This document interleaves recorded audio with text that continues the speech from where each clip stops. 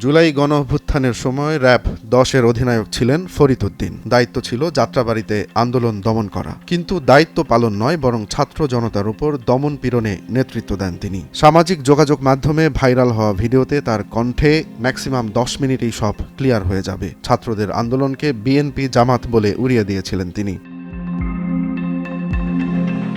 সাবেক ছাত্রলীগ নেতা ফরিদ উদ্দিন কিন্তু তখন পুলিশ নয়, যেন আওয়ামী লীগের কর্মী হয়েই মাঠে নেমেছিলেন। বর্বরতম হামলার নেতৃত্ব দিয়ে ছাত্র জনতার বিরুদ্ধে অবস্থান নিয়েছিলেন তিনি।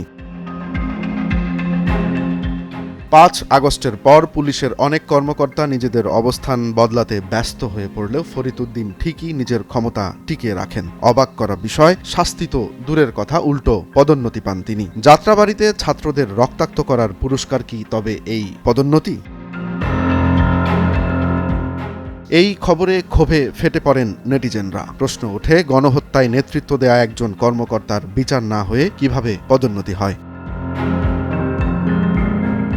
সম্প্রতি কেন্দ্রীয় শহীদ মিনারে গণ অধিকার পরিষদের বিক্ষোভ সমাবেশ থেকে এই বিতর্কিত র্যাব কর্মকর্তাকে গ্রেফতারের দাবি ওঠে। সরকারকে ১২ ঘণ্টার আল্টিমেটাম দেন বৈষম্য বিরোধী ছাত্র আন্দোলনের নেতারা। গণ অধিকার পরিষদের নেতা আবু হানিফ ক্ষোভ প্রকাশ করে বলেন, যাত্রাবাড়িতে আন্দোলন দমন করতে ফরিদ উদ্দিন যে উদ্ধত বক্তব্য দিয়েছিলেন তা গণমাধ্যমে প্রকাশিত হয়েছে। এমন একজন কর্মকর্তা কিভাবে বিচারের মুখোমুখি না হয়ে পদোন্নতি পান? সামাজিক যোগাযোগ মাধ্যমে ছড়িয়ে পড়া তথ্য অনুযায়ী পদোন্নতির পর ফরিদ উদ্দিনকে খাগড়াছড়ির এপিবিএনে বদলি করা হয়। তবে বিতর্কিত কর্মকাণ্ড নিয়ে আলোচনা তুঙ্গে ওঠার পর থেকেই তিনি নতুন কর্মস্থলে অনুপস্থিত।